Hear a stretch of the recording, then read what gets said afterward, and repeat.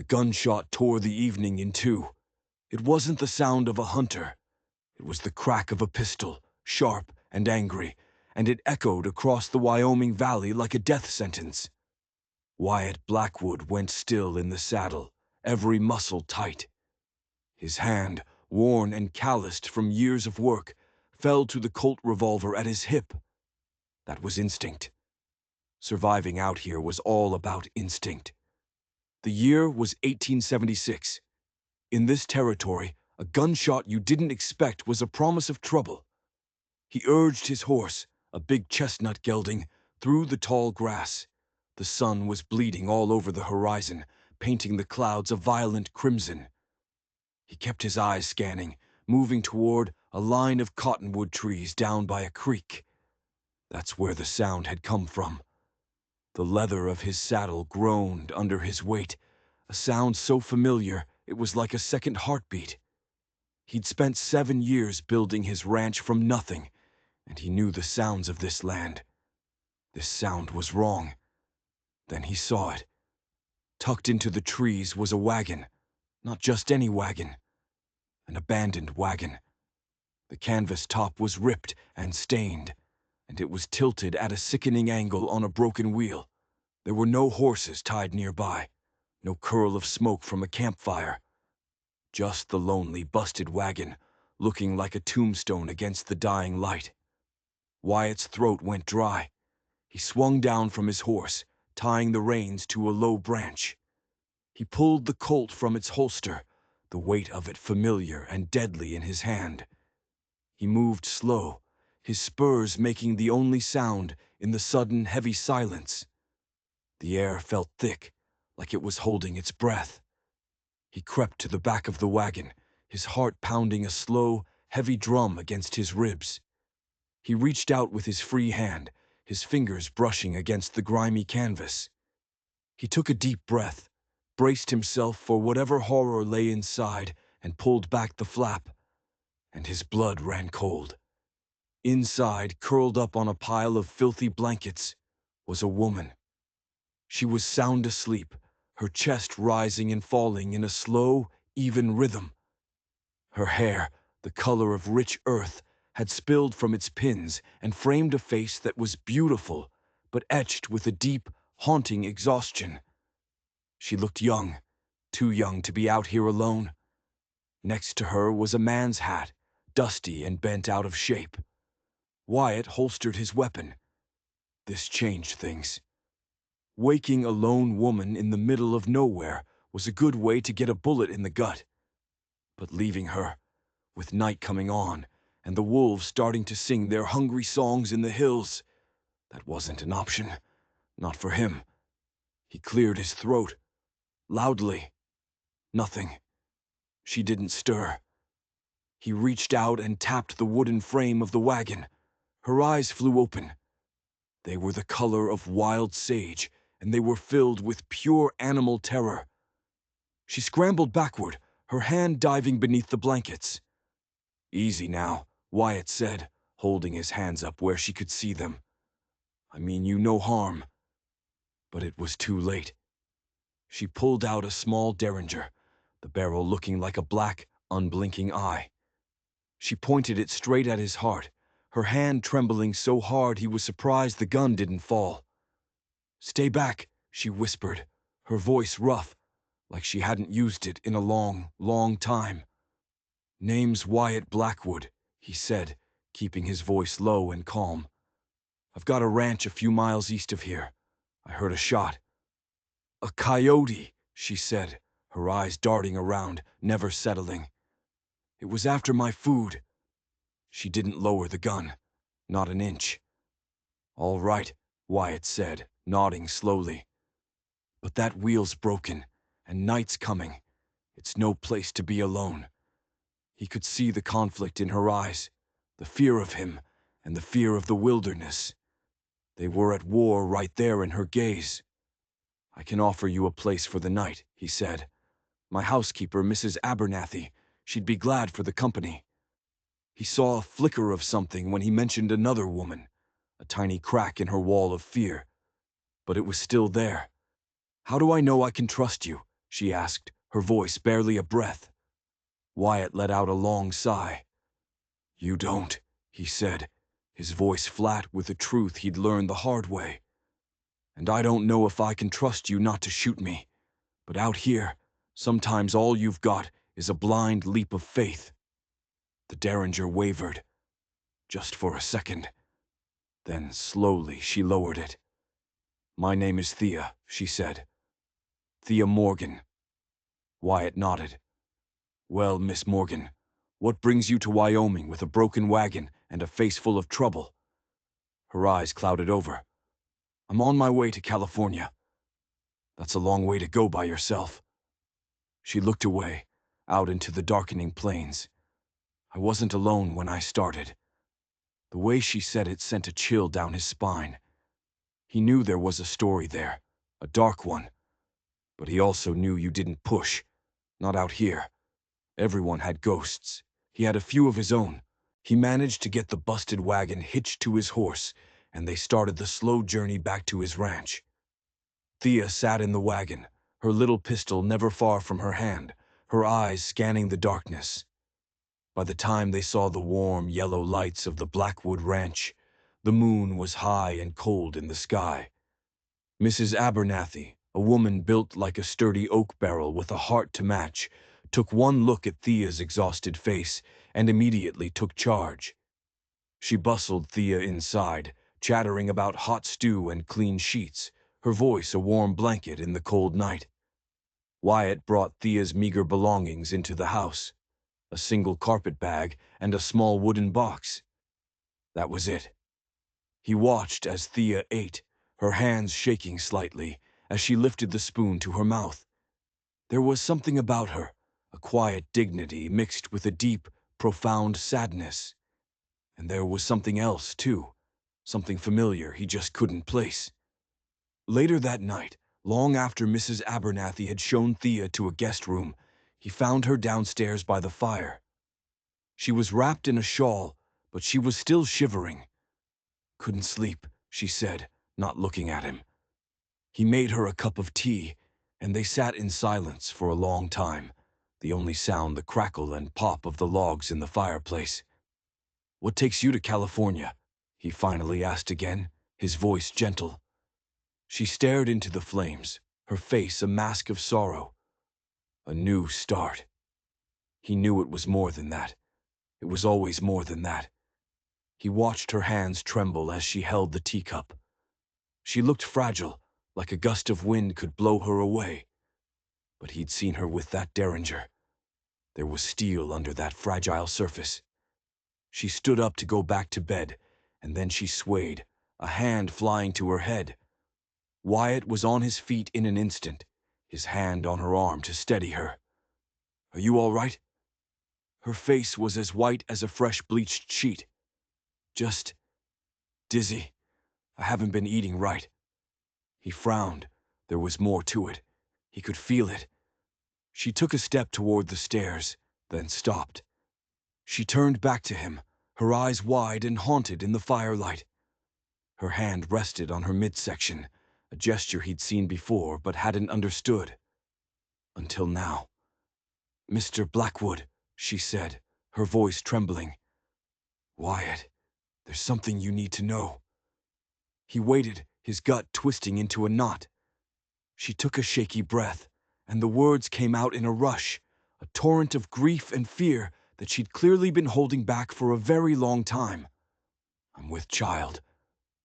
The words hung in the air between them, heavy and sharp. Wyatt's gaze dropped to her stomach, and now he could see it. The slight, gentle curve beneath her nightgown that the shawl had hidden. A baby. She was pregnant. I see, he said, his voice quiet. He had 1,000 questions, but only one mattered. And the father? A single tear traced a path down her cheek. Dead, she whispered. Killed on the trail, 3 weeks ago. It was like a punch to the gut. A pregnant widow, alone in the wilderness. It was a death sentence. I'm sorry for your loss, he said, the words feeling small and useless. She just nodded, her composure crumbling. I thought you should know. in case it changes things. It doesn't, he said, his voice firm. It doesn't change anything. You're safe here. Relief washed over her face, so powerful it was like watching the sun rise. She turned and went up the stairs without another word. Wyatt stood by the fire for a long time, listening to the lonely sound of the wind howling outside. He had brought a stranger into his home, a stranger with a gun, a secret, and a ghost. And he had a gut feeling that his quiet, lonely life was about to be turned upside down. The next morning, the sunlight that streamed into the kitchen felt different. Sharper. Everything felt different. Thea was already awake, helping Mrs. Abernathy, a small, sad smile on her face. She looked better. A night of sleep and a good meal had put some color back in her cheeks. Wyatt went out to check on her wagon, and the news wasn't good. The axle was cracked clean through. It wasn't a simple repair. It would take days, maybe a week, to get the parts and fix it right. He found her on the porch, darning a sock with small, neat stitches. He told her the news, and she just nodded, her eyes on her work. "I appreciate you going to the trouble," she said. "It's no trouble. You can stay as long as you need." They sat in silence for a while, the comfortable kind. He found himself watching her hands, how they moved with a steady, practiced grace. "Miss Morgan," he said, breaking the quiet, "can I ask you something?" She looked up, her sage green eyes wary. "You can ask." "Your husband," he said, choosing his words carefully. "What was his name?" The question seemed to hang in the air for a long moment. She looked away, out at the vast, empty plains that stretched to the horizon. "His name was Colin," she said, her voice soft. "Colin Morgan." Wyatt felt the air leave his lungs. It was like getting hit by a runaway train. Colin Morgan. Tall guy, dark hair, a thin white scar that ran along his jaw. A laugh that could fill a room. A man who had saved Wyatt's life more than once. You knew him?" Thea asked, her eyes wide with disbelief. "Knew him?" Wyatt's voice was rough. "Thea, we rode together in the war. I was just a kid, 17 years old and scared out of my mind. Colin, he took me under his wing. He was my friend." She stared at him, her darning forgotten in her lap. "He never mentioned you." "It's been a long time," Wyatt said, his mind reeling. "Colin Morgan's wife. Colin Morgan's child. Here, on his ranch." The world suddenly felt very, very small. "We lost touch. Last I heard, he was mining up in Montana." "That's where we met," she confirmed. "I was a teacher." He learned her story then, in bits and pieces. How they'd fallen in love. How they decided to chase a dream in California. And then the dark part, the part she'd been hiding behind her fear. "There were 3 of them," she said, her fingers twisting together in her lap, her voice barely a whisper. "They came at dawn. They wanted everything. The horses, the wagon, everything. Colin tried to reason with them." Her voice broke. "He offered them our money, but they just laughed. And then one of them, he just shot him, right in front of me." Wyatt's jaw was so tight he could feel it in his teeth. He wanted to hit something. He wanted to ride out and hunt these men down. "I screamed," she went on, the words tumbling out now, a flood of horror she could no longer hold back. "It spooked their horses. I grabbed Colin's revolver, and I fired. I hit one of them. I don't know how bad. They took off after that." He was stunned by her courage. In the face of that kind of horror, she had fought back. "I buried him," she said, her voice flat and empty. "By a creek. Then I just kept going. What else could I do?" He understood then, the desperation in her eyes, the fierce, protective way she held herself. She wasn't just running to something. She was running for her life, for the life of her unborn child, Colin's child. An idea started to form in his mind. It was crazy. It was impulsive. But it felt right. It felt like the only thing to do. "Thea," he said, his voice low and serious, "I want to make you a proposal." Her eyes went wide, wary again. "What kind of proposal?" "Stay here," he said. "Don't go to California. Stay here at the ranch. Have the baby here. It's a good place. It's safe. I can look after you. Both of you." She just stared at him, speechless. "You barely know me." "I knew Colin," he countered. "And that's enough. He saved my life. Let me do this for him. Let me do this for his family." She didn't answer. She just looked out at the endless stretch of land, her face a storm of conflicting emotions. He could see her weighing the offer, the safety of his ranch against the cold, hard reality of the trail. I need to think," she said finally. "Of course," he said, standing up to leave her with her thoughts. "The offer stands, no matter what you decide." As he walked toward the barn, she called his name. "Wyatt?" He turned back. "Thank you," she said, her voice thick with emotion, "for understanding." He just tipped his hat and walked away, his mind a whirlwind. He had offered his home, his protection, to the widow of his best friend, a woman who was carrying his friend's child, a woman whose past was haunted by violence. He had a feeling that the ghosts of Colin Morgan were about to take up residence at Blackwood Ranch, and he wasn't sure if he was ready for them. The days that followed were strange. Thea decided to stay, at least for a while. She insisted on earning her keep, and to Wyatt's surprise, she was a natural with numbers. She took over his chaotic mess of ledgers and receipts, and within a week, she had them organized. She pointed out that he was being cheated by the suppliers in town and undercharging for his cattle. "You could build a legacy here, Wyatt," she told him one afternoon, her pencil tapping on the ledger. "If you just paid a little more attention." A legacy. The word echoed in the quiet of his study. Who was he building it for? He had no wife, no children. He looked at Thea, the afternoon sun turning her hair to fire, her belly just beginning to show a more pronounced swell. He looked at this woman, carrying his best friend's child, and a thought, dangerous and unwelcome, flickered in his mind. He pushed it away. She was in mourning. He was just doing his duty to a friend. Anything else was unthinkable, but it was hard to ignore. They fell into a comfortable routine. They'd spend their evenings by the fire, talking about books, about the ranch, about anything and everything except the two things that hung between them: Colin's ghost and the future. He found himself looking forward to these talks, to the sound of her quiet laughter, to the way her eyes lit up when she was passionate about something. He was falling for her. It was a terrifying realization. One crisp autumn day, he found her sketching by a creek on the far side of his property. She was drawing the mountains, her brow furrowed in concentration. "You have a real talent," he said, looking over her shoulder. She smiled, a real, genuine smile that made his heart ache.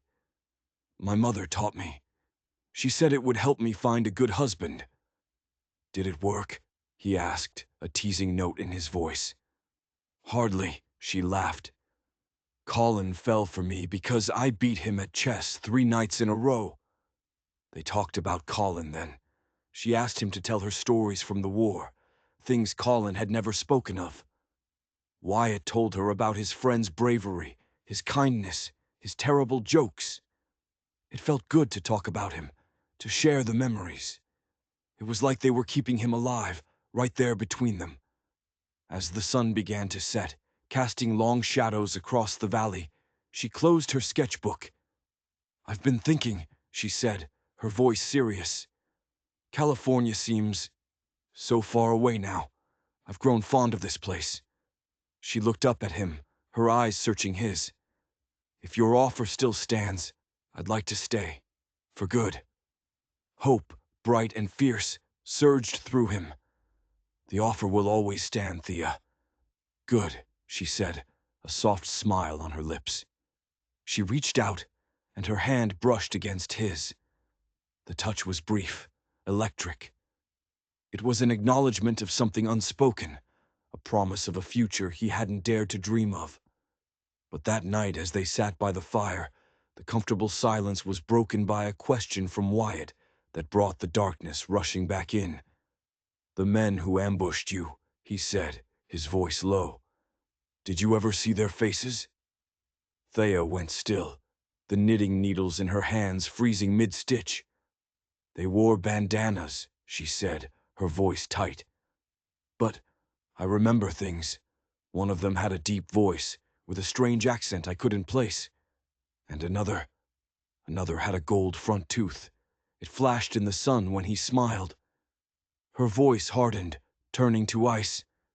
"He was smiling when he shot Colin." Wyatt's hands clenched into fists, a gold tooth, a deep voice. It wasn't much to go on, but it was something. It was a promise. "If I ever see a man like that," he said, his voice a low growl, "I'll make sure he pays for what he did." "Justice." Thea's laugh was a bitter, hollow sound. "There's no justice out here, Wyatt. Only what you can take and what you can hold on to." "There's right and wrong," he said fiercely. "And I have to believe that matters. Otherwise, what's the point of any of this?" She looked at him then, a long, searching look, and in her eyes he saw a flicker of the hope he felt. He reached across the space between them and took her hand. It was cold, but she didn't pull away.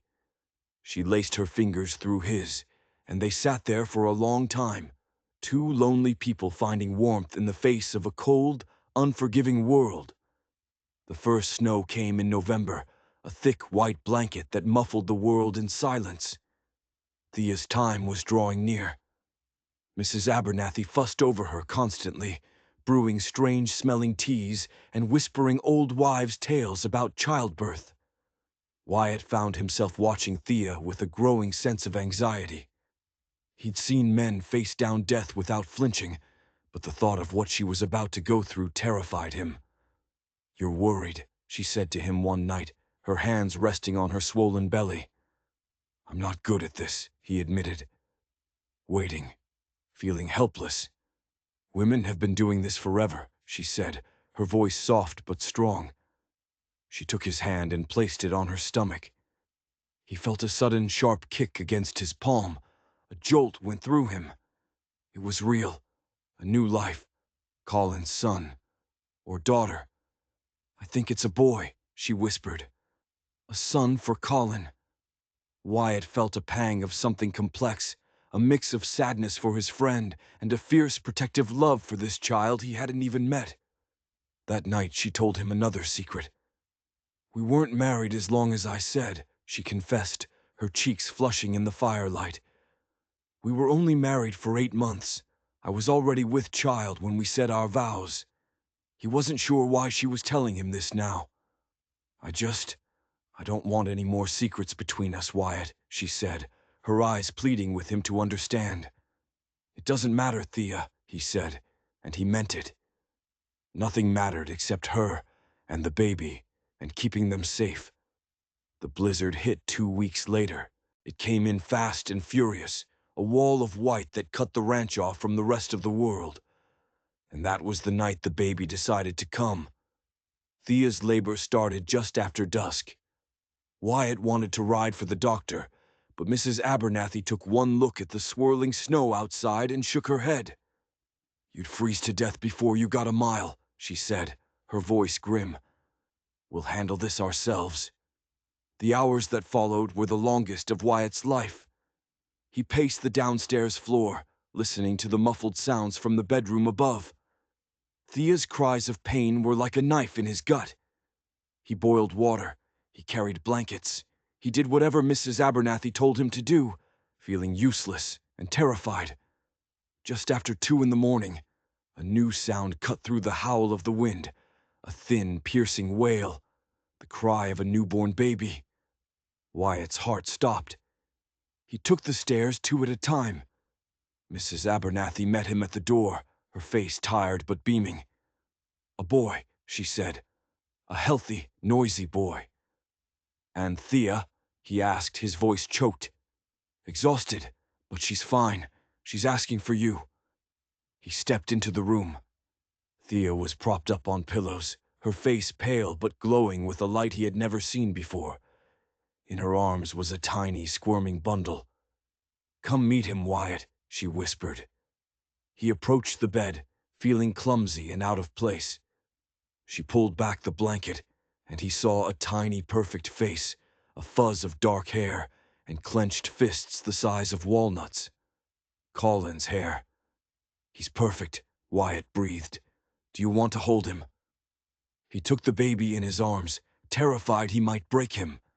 The child was so small, so fragile. But as he settled into the crook of Wyatt's arm, a feeling of profound peace washed over him. He was holding Colin's son. A new life, a new beginning, born in the middle of a storm. "His name is William," Thea said from the bed. "William Colin Morgan." Wyatt looked from the baby's face to Thea's, and he knew in that moment that Mrs. Abernathy was right. Life was too short and too hard to waste on maybes and what-ifs. He had fallen in love with Thea Morgan, and he would spend the rest of his life protecting her and her son. His son. The blizzard that brought William into the world seemed to usher in a season of peace. The ranch felt different, fuller. The sound of a baby's cry, the sight of Thea humming a lullaby by the fire, it filled a void in Wyatt's life he hadn't even known was there. He was a natural with the baby, a fact that both surprised and delighted Thea.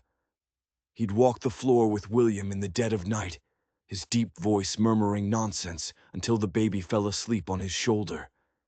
He was falling deeper in love every day.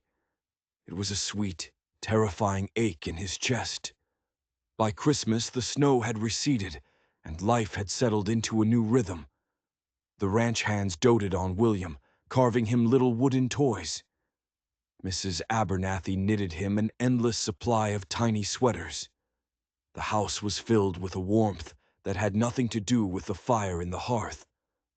On Christmas night, after the hands had gone back to the bunkhouse, Wyatt found Thea on the porch, wrapped in a shawl, looking up at the diamond-sharp stars. "It's a different Christmas than the one I'd planned," she said, her voice soft. "Do you regret it?" he asked. "Staying here?" "No," she said, turning to him. "Not for a second. This feels right, like home." She looked at him, her eyes shining in the moonlight. "You've given us so much, Wyatt. I don't know how I can ever repay you." "There's nothing to repay," he said, his voice rough with emotion. "Having you and William here, it's the best thing that's ever happened to me." The air crackled between them. The unspoken words, the feelings they had both been holding back, were suddenly too big to ignore. "Wyatt," she said, her voice barely a whisper, "I've been thinking about the future. William, he needs a name, a father, not just a memory to be told stories about." Wyatt's heart started to pound. He couldn't breathe. "And I find myself wanting a partner, a husband." She took a deep breath, her gaze never leaving his. "I've grown to care for you, Wyatt, more than I ever thought possible. If you feel the same, I would be honored to be your wife." He stepped closer, taking her cold hands in his. "Thea," he said, his voice thick, "I've been falling in love with you since the day I found you. I would marry you tomorrow." Her smile was like the dawn. He pulled her into his arms and kissed her. It wasn't a kiss of grief or duty. It was a kiss of hope, of new beginnings, of a love that had grown out of the ashes of tragedy. They were married in the spring, a simple ceremony on the porch of the ranch house. Thea wore a blue dress, and William, dressed in a tiny suit, slept through the whole thing in Mrs. Abernathy's arms. At the small celebration afterward, Wyatt made an announcement. He had filed the papers. He was legally adopting William. From that day forward, the boy would be William Colin Blackwood.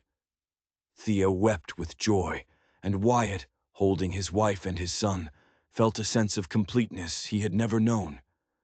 He looked out at the land, his land, and knew that the legacy Thea had spoken of was finally taking root. It wasn't just about cattle and acres anymore. It was about family. 5 years flew by. The ranch thrived. The house grew, with a new wing added for their 2 new children, a daughter, Elizabeth, and another son, James. William, at 5, was a bright, thoughtful boy. He knew the story of his first father, Colin Morgan, the hero who had died on the trail. But Wyatt was the only father he had ever known. He was a Blackwood, through and through. It was a warm summer evening. The family was on the porch. Wyatt was showing William how to whittle a piece of wood. Thea was nursing baby James, and Elizabeth was chasing fireflies in the yard. It was a perfect moment, a picture of peace and happiness. And then a rider appeared on the horizon. Wyatt went still. Old habits died hard. He sent Thea and the children inside and walked out to meet the stranger. The man was rough-looking, his face covered in a dirty beard. He said he was looking for work.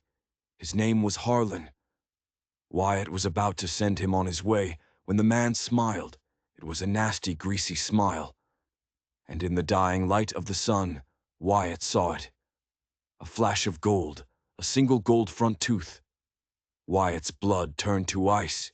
He kept his face neutral, his voice calm, but inside a storm was raging. He asked the man where he was from. Here and there, the man said, his voice a deep, rumbling drawl. A strange accent Wyatt couldn't quite place. The gold tooth, the deep voice. It was him. One of the men who had murdered Colin, who had left Thea a widow and William fatherless. He was here, at Wyatt's home, looking at his family. Wyatt sent him on his way, telling him to try the next ranch over. He watched the man ride away, every muscle in his body screaming to pull his gun and end it right there. But he couldn't. Not like this. He went back to the porch, his heart pounding. Thea knew the second she saw his face. "What is it?" he told her. Quietly, so William couldn't hear. He had a gold tooth and a deep voice. The color drained from her face. "Do you think he recognized me?" "I don't know," Wyatt said, his voice grim. "But we're not taking any chances." That night, sleep was impossible. The ghost they thought they had buried had come back, and he was no longer a memory. He was real. He was close. And Wyatt knew, with a certainty that chilled him to the bone, that this wasn't over. The man hadn't just been looking for work. He had been hunting. The next morning, Wyatt rode for town. He left 2 of his best men at the ranch with strict orders: let no one near the house.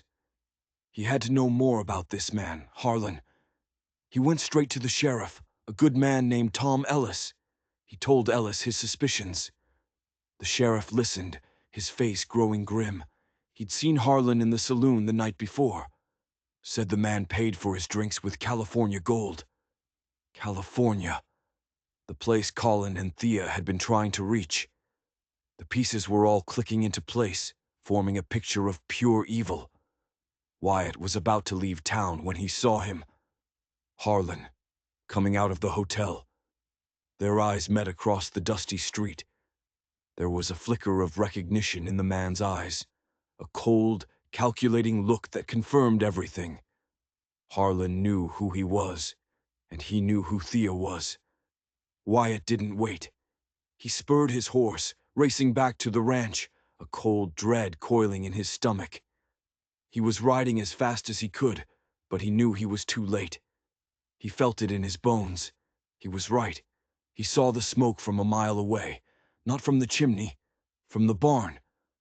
He crested the last hill and saw a scene from a nightmare. The barn was on fire. One of his men was lying on the ground, bleeding, and Thea was gone.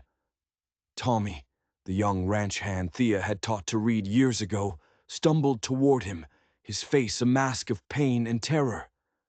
"They took her, boss," he gasped. "3 of them. That drifter, he led them. They knew her name. They said they had unfinished business with the Morgan woman." Wyatt's world went red. Unfinished business. They had come back to silence the only witness. "The children," he demanded, his voice a raw growl. "Safe," Tommy said. "Mrs. Abernathy got them to the root cellar." "Where did they take her?" Wyatt was already grabbing his rifle from his saddle. "West, toward the old Johnson cabin. They said she'd pay for what she did to their friend 5 years ago." He didn't wait for the sheriff. He didn't wait for a posse. This was personal. He sent Tommy to town for help, and then he rode. He rode like the devil himself was on his heels. He rode toward the abandoned cabin, his heart a block of ice in his chest. His only thought was of Thea, of her face, of her smile, of the life they had built together. He would get her back, or he would die trying. There was no other choice. He reached the valley of the cabin as the sun was setting, bleeding light across the sky just as it had the day he first met her. It felt like a lifetime ago. He left his horse and moved on foot, silent as a ghost, his Winchester rifle feeling like a part of his arm. He saw them. 3 horses tied outside the cabin. He crept closer, his heart pounding, and peered through a grimy window. The sight made him want to scream with rage. Thea was tied to a chair. There was a bruise on her cheek, but her head was held high, her eyes blazing with a defiant fire that made his heart swell with pride. Harlan and 2 other men were with her. They were arguing. Wyatt knew he was outnumbered. A straight assault was suicide. He needed a distraction. He crept over to their horses, cut them loose, and fired a shot into the air. The terrified animals bolted, disappearing into the woods. Just as he'd hoped, 2 of the men came running out, cursing. One ran after the horses. The other started searching the tree line, his rifle at the ready. Wyatt waited. He let the man walk right past him. Then he stepped out of the shadows, the barrel of his rifle pressed against the man's spine. "Drop it," Wyatt whispered. Using the man as a shield, he forced him to the cabin door. He made him call out to Harlan, tricking him into opening the door. The moment Harlan opened it, his eyes went wide with shock. Wyatt shoved his hostage inside and followed, his rifle swinging between the 2 outlaws. "Wyatt!" Thea's voice was a mix of relief and terror. "The children are safe," he said, never taking his eyes off the men. Harlan sneered. "The grieving widow didn't waste any time, did she?" Wyatt threw Thea his knife. "Cut yourself free," he ordered. As she worked at her bonds, Harlan started talking, his voice dripping with venom. He talked about seeing Thea in another town a year ago, how she'd recognized him and gone to the law. Wyatt's blood ran cold. Thea had been hunting them, secretly, without telling him. "Why didn't you tell me?" he asked, the hurt sharp in his voice. "Because you believe in a law that failed us!" she cried, finally free. Then the second outlaw spoke, his eyes wide with a dawning, ugly realization as he looked at Thea. "I remember you," he said. "Montana, the school teacher. You testified against my cousin, put him in prison where he died." Wyatt stared at Thea. Her past was a tangle of secrets he had never even imagined. This wasn't just about Colin anymore. This was something older, darker. Suddenly he heard it, the sound of riders, the sheriff. But Harlan heard it too. It all happened in a flash. Harlan lunged for Thea. The other outlaw dove for Wyatt's legs. The rifle went off, the shot going wild. Wyatt hit the floor, grappling with the outlaw. He heard Thea scream. He thought it was a scream of pain. It wasn't. It was a scream of rage. He looked up just as Thea drove his knife into Harlan's side. The big man howled, staggering back, his hands clutching the wound. Wyatt slammed the other outlaw's head against the floorboards, stunning him, just as the cabin door burst open, and Sheriff Ellis stormed in with his deputies. The fight was over. Wyatt went to Thea, pulling her into a shaking embrace. She clung to him, the facade of strength finally crumbling. Outside in the cool night air, she told him everything. The nightmares. The fear that the men would come back for William. The secret trip to Prescott where she'd spotted Harlan. "I'm sorry I didn't tell you," she whispered, her face buried in his chest. I had to do something." "No more secrets, Thea," he said, his voice firm but gentle. "Not ever again." "No more secrets," she promised. They rode home under the stars, leaving the darkness and the violence behind them. As they approached the warm, welcoming lights of the ranch, Wyatt saw Mrs. Abernathy on the porch, holding a lantern. William and Elizabeth were standing beside her, safe. They were home. The battle was won. But Wyatt knew that the scars from that day, and all the days that had come before, would remain. They were a part of their story now, a story of loss and survival, and a love that was strong enough to face down any ghost. The outlaws were tried and hanged. Justice, slow and bloody, was finally served. Life on the ranch returned to its peaceful rhythm, but something had changed. The bond between Wyatt and Thea, forged in tragedy and tested by violence, was now unbreakable. Years passed. The children grew. William went off to college, a fine young man who carried the legacy of two fathers with pride. The ranch prospered, becoming a testament to the hard work and resilience of the family that had built it. One evening, 20 years after it all began, Wyatt and Thea sat on the porch, watching their grandchildren play in the yard. Wyatt took his wife's hand, the skin weathered by time, but still as familiar to him as his own. "I was just thinking," he said, his voice soft, "about all the things that had to happen to bring us here. A gunshot, a broken wagon, a ghost from the past." Thea smiled, her eyes crinkling at the corners. "It was a long and twisted road," she said. "But it led us home," Wyatt finished. They sat in silence, watching the sun set, painting the sky in the same brilliant colors it had on the day their story began. They had faced the worst the world could throw at them, and they had not only survived, they had built something beautiful. A family, a legacy, a love story written in the heart of the wild, unforgiving West. If you enjoyed this story of survival and redemption, and you want to hear more tales from the shadows of history, don't forget to like this video and subscribe to the channel. You never know what secrets the past is waiting to reveal.